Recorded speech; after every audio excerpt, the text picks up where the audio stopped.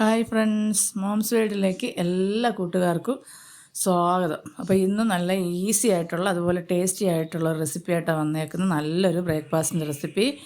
അപ്പോൾ അതിനായിട്ട് ഞാനിവിടെ 1.5 ഗ്ലാസ് അരി എടുത്തിട്ടുണ്ട്. ഗ്ലാസ്സിന് അളന്നെടുത്തു, കഴുകി വൃത്തിയാക്കി രാത്രിയിൽ തന്നെ വെള്ളത്തിയിട്ട് വെച്ചിട്ടുണ്ടായിരുന്നു.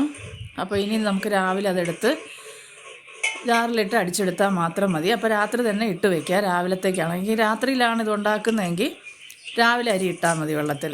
അപ്പോൾ രാത്രി ബ്രേക്ക്ഫാസ്റ്റിനായാലും ഡിന്നറിനായാലും ഒക്കെ നല്ല സൂപ്പർ ടേസ്റ്റ്. അതിന് കറിയോ മറ്റൊന്നും വേണ്ട കേട്ടോ. അപ്പോൾ അരി ഇതാ ഒരു ജാറിലേക്ക് ഞാൻ ഇട്ട് കൊടുത്തിട്ടുണ്ട്. 2 പൊട്ടറ്റോ പുഴുങ്ങി എടുത്തിട്ടുണ്ട്. അപ്പോൾ അതും ചേർത്തിട്ടുണ്ട്. ഒരു വലിയ പൊട്ടറ്റയും ഒരു ചെറുതും കൂടെ 2 എടുത്തേക്കുന്നത്. അതിന് ശേഷം ഒരു പീസ് ഇഞ്ചി ഇതുപോലെ ചെറുതായിട്ട് കട്ട് ചെയ്തിട്ട് കൊടുത്ത് ആവശ്യത്തിനുള്ള വെള്ളം ഒഴിച്ച് കൊടുത്തതിന് ശേഷം നമുക്ക് നല്ലപോലെ ഒന്ന് ഇത് അടിച്ചെടുക്കണം, നല്ലപോലെ അരച്ചെടുക്കണം. അപ്പോൾ ഇപ്പോൾ ഞാൻ കണ്ടോ ഈ ഒരു പരുവത്തിൽ ഞാൻ അടിച്ചെടുത്തിട്ടുണ്ട്. ഇനി ഇതിലേക്ക് വേണ്ടത് 2 പച്ചമുളക് ചെറുതായിട്ട് അരിഞ്ഞത് ഞാൻ ഇട്ട് കൊടുക്കുന്നുണ്ട്. ഒരു സവാളയുടെ ഒരു 1/4 ഭാഗം എടുത്തിട്ടുണ്ട് കേട്ടോ, ചെറിയ സവാളയുടെ. ഒത്തിരി ഇട്ടാൽ ശരിയാവത്തില്ല, മാവ് കുറവല്ല. അതുകൊണ്ട് ഒരു ചെറിയ ക്യാരറ്റ് ചെറുതായിട്ട് അരിഞ്ഞത്.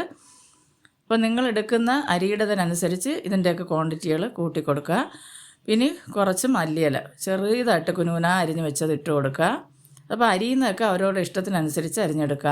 അപ്പോൾ ഒരുപാട് വലുതായിട്ടൊന്നും നമുക്ക് ഇതിനകത്ത് അരിഞ്ഞിടാൻ പറ്റത്തില്ലല്ലോ.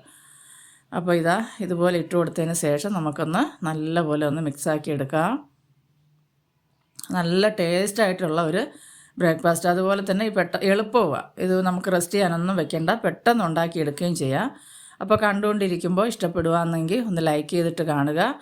നിങ്ങളുടെ പ്രിയപ്പെട്ടവർക്കെല്ലാം ഒന്ന് ഷെയർ ചെയ്ത് കൊടുത്ത് തന്നെ സപ്പോർട്ട് ചെയ്യുക. ആദ്യമായിട്ട് കാണുന്നവരൊന്ന് ചാനലൊന്ന് സബ്സ്ക്രൈബ് ചെയ്യുക. അപ്പോൾ അതാ ഞാനിനി ആവശ്യത്തിനുള്ള ഉപ്പിട്ട് കൊടുക്കുന്നുണ്ട്. നല്ലപോലെ നമുക്ക് മിക്സാക്കി കൊടുക്കാം.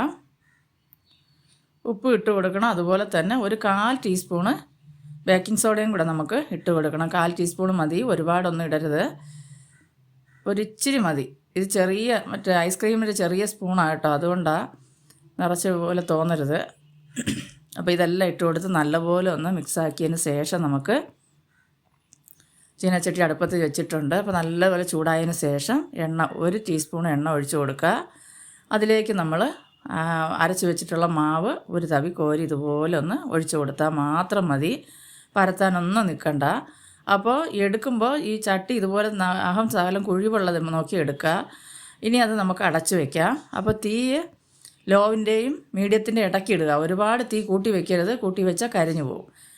അപ്പോൾ ഇതിൻ്റെ പരുവെന്ന് പറയുമ്പോൾ നമുക്ക് പ്രത്യേക സമയം പറയാനില്ല. നമുക്കിത് ഇളക്കുമ്പോൾ നല്ല പാട പോലെ ഇളകി വരും കേട്ടോ, നല്ലപോലെ ആയിക്കഴിഞ്ഞാൽ, അല്ലെങ്കിൽ അത് ഒട്ടിപ്പിടിക്കും. അപ്പോൾ ഇതുപോലെ ഒന്ന് വീണ്ടും തിരിച്ചിട്ടതിന് ശേഷം നമുക്ക് അടച്ച് വെച്ച് നല്ലപോലെ വേവിച്ചെടുക്കാം. 2 സൈഡ് ഇതുപോലെ നല്ലപോലെ മൂത്ത് വന്നിട്ടുണ്ട്. ഇനി നമുക്ക് മാറ്റി വയ്ക്കാം. ഞാൻ കാണിക്കാം. കണ്ടോ ഇങ്ങനെ ഇരിക്കുന്നത്. അപ്പോൾ നല്ല ടേസ്റ്റിയാണ് കേട്ടോ.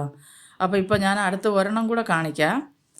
അതുപോലെ തന്നെ നമ്മൾ ഒരല്പം വെളിച്ചെണ്ണ ഒഴിച്ചു കൊടുക്കും. ഞാൻ വെളിച്ചെണ്ണ ഒഴിച്ചേക്കുന്നത്, നിങ്ങൾക്ക് ഇഷ്ടമുള്ള ഓയിൽ ഒഴിക്കുക. അതിലേക്ക് മാവ് കോരി ഒഴിച്ചതിന് ശേഷം അടച്ച് വയ്ക്കുക. അത് കഴിയുമ്പോൾ തിരിച്ചിട്ട് കൊടുക്കുക. നല്ലപോലെ മൂത്തതിന് ശേഷം ഇതുപോലെ തിരിച്ചിട്ട് കൊടുക്കുക. വീണ്ടും അടച്ച് വെച്ച് വേവിക്കുക. അപ്പോൾ ഇതാ നമ്മുടെ നല്ല അടിപൊളി ടേസ്റ്റിലുള്ള നമ്മുടെ ബ്രേക്ക്ഫാസ്റ്റ് ഇവിടെ റെഡി ആയിട്ടുണ്ട്. അപ്പോൾ എല്ലാവരും ഇതുപോലെ ഒന്ന് ചെയ്ത് നോക്കുക. എന്നിട്ട് നിങ്ങളുടെ കൂട്ടുകാർക്കെല്ലാം ഒന്ന് ഷെയർ ചെയ്ത് കൊടുക്കുക. അപ്പോൾ അടുത്തൊരു വീഡിയോ ആയിട്ട് കാണുന്നവരെയും എല്ലാവർക്കും ബായ്.